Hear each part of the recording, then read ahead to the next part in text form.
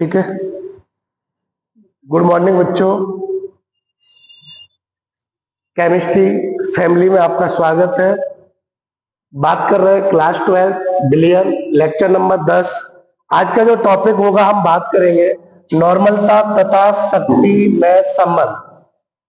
तो बेटे नॉर्मलता की हमने बात की थी। नॉर्मलता क्या होती है? किसी विलयन के 1 लीटर में उपस्थित विलय के ग्राम तुल्यांकों की संख्या को नॉर्मलता कहते हैं। नॉर्मलता को एन से लिखते हैं। मात्रक ग्राम तुल्यांक प्रति लीटर होता है। ताप का प्रभाव पड़ता है, ताप बढ़ाते नॉर्मलता घट जाती है। इतना हमने बात की थी। इसी क्रम में हम आगे बढ़ते हैं। वीडियो नंबर 10 है हमारा, नॉर्मलता तथा शक्ति में संबंध। तो बेटे देखेंगे, हम बात करेंगे यहाँ पर नॉर्मलता के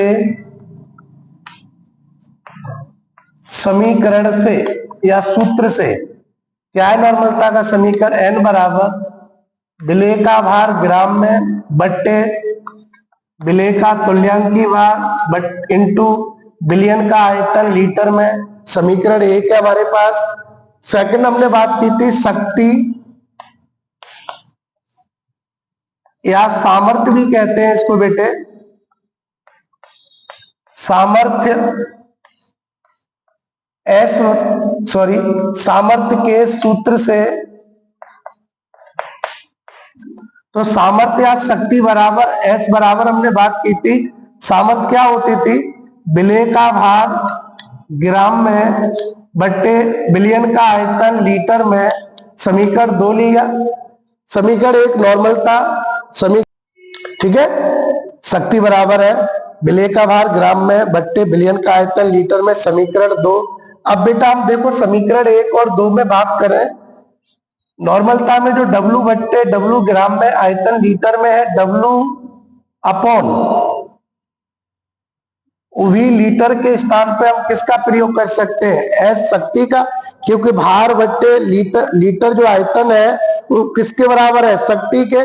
तो हम बात करेंगे समीकरण 1 व 2 से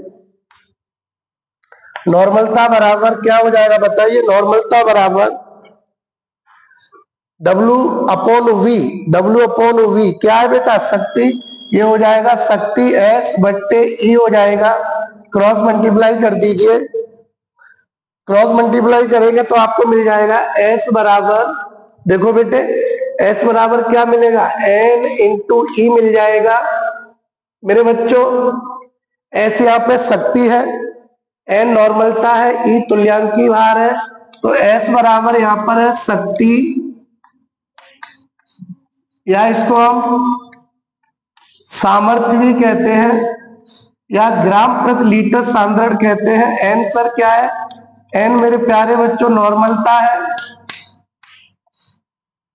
E क्या है?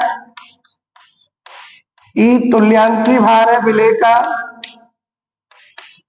तो आपसे कोई पूछता है कि नॉर्मलता और सामर्थ्य या शक्ति या ग्राम प्रति लीटर सांद्रण में क्या संबंध होता है, आप बताओगे? शक्ति बराबर नॉर्मलता इंटू तुल्यांकी भार। ठीक है बट सबको क्लियर है? चलिए इसी में हम आगे बात करते हैं। अब हम क्वेश्चनों की बात करेंगे। ठीक है, ओके बच्चों, ठीक है, ओके बच्चों। हम बात करते हैं नॉर्मलता का। अंकित क्वेश्चन करने से पहले हमें पता होना चाहिए यौगिकों के अणुभार व तुल्यांकी भार क्या होते हैं, कैसे ज्ञात किए जाते हैं। तो बेटे हम सबसे पहले बात करेंगे कि जो यौगिकों का अणुभार होता है, अणुभार ज्ञात करने में हमें जो अणु बनते हैं उसमें जितने भी परमाणु होते हैं उन परमाणुओं का परमाणु भार प्रयोग करना पड़ता है। परमाणु भारों का जो योग बन जाता है तो वो यौगिक का अणुभार कहलाता है।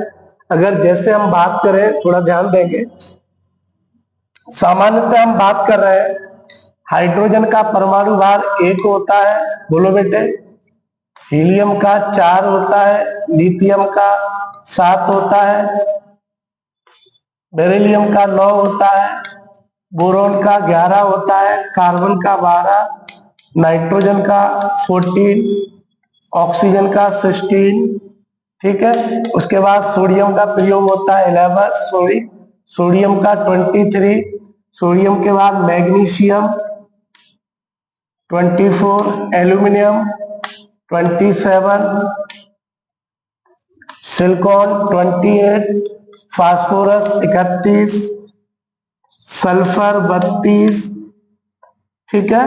सल्फर के बाद क्या है, क्लोरीन, क्लोरीन का परमाणु भार 35.5, आर्गन का 40, पोटेशियम का 39, कैल्शियम का 40। लगभग हमें ये परमाणु भार हम क्वेश्चन करेंगे, उसमें हम प्रयोग करेंगे।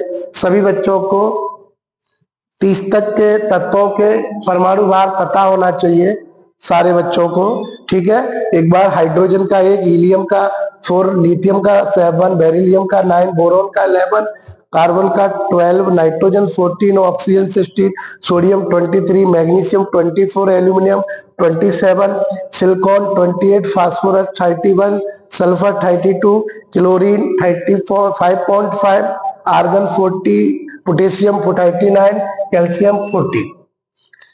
सर कैसे अणुभार निकालते हैं, तो कुछ क्वेश्चन करते हैं हम यहाँ पे। फर्स्ट हम बात करेंगे उदाहरण के माध्यम से, सारे बच्चे इसको समझेंगे बढ़िया तरीके से। पहला क्वेश्चन है हमारे पास सर, CO2 का अणुभार, अणुभार को आणविक द्रव्यमान भी कहते हैं। देखिए कैसे निकालेंगे।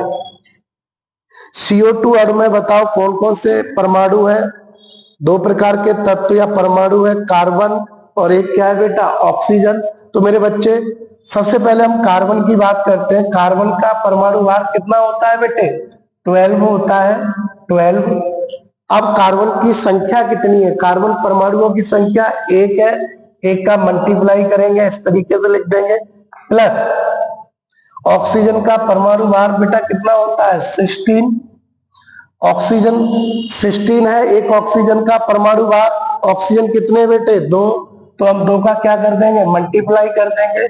तो बेटा कितना मिलेगा, 12 1 12, 16 इंटू 2 कितना 32, ये आपका कितना आ जाएगा बेटा 44। क्या सबको क्लियर है बेटे। ऐसे ही हम सेकंड बात करते हैं, H2O का अणुभार की बात करेंगे। सारे बच्चे देखते चले, समझ के भी चल रहा है। बताइए हाइड्रोजन का परमाणु भार कितना होता है, 1। हाइड्रोजन की संख्या कितनी है, 2 है बेटे, 2 का गुणा कर दिया, प्लस अगला वाला O का कितना होता है 16। O कितने टाइम है बेटा, 1 टाइम, तो ये कितना होगा 16 और 2 कितना हो जाएगा 18।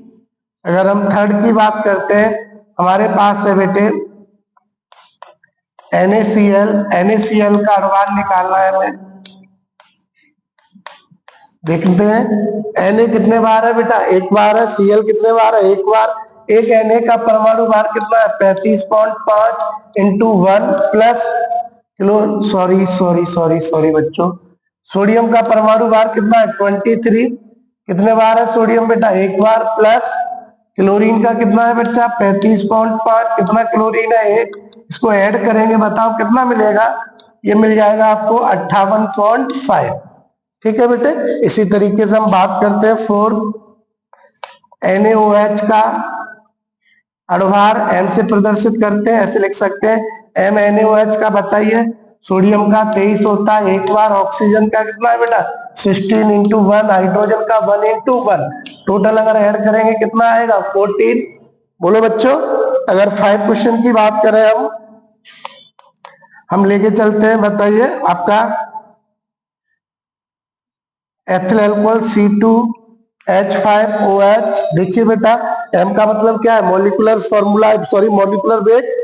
तो कार्बन का कितना परमाणु भार होता है 12, कितने कार्बन है 2 बेटे, प्लस हाइड्रोजन का 1 होता है, हाइड्रोजन कितने टाइम है बेटा यहाँ पे 5, प्लस ऑक्सीजन का कितना होता है 16, ऑक्सीजन बताओ कितना है 1 है, हाइड्रोजन का 1 इंटू 1, टोटल ऐड करेंगे कितना आएगा, ये 46 आता है बेटे।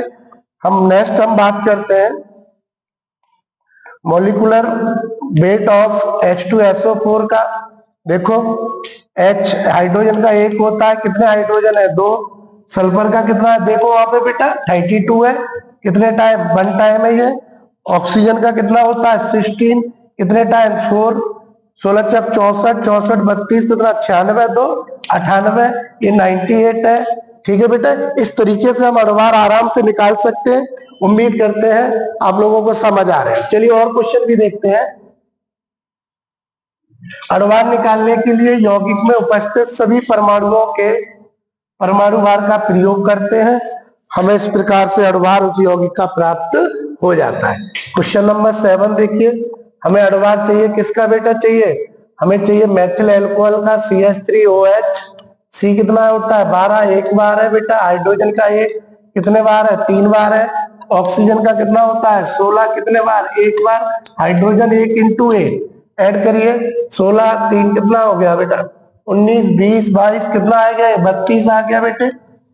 एक क्वेश्चन नंबर 8 की बात करते हैं, मॉलिक्यूलर फॉर्मूला ऑफ, हम बात करें बेटे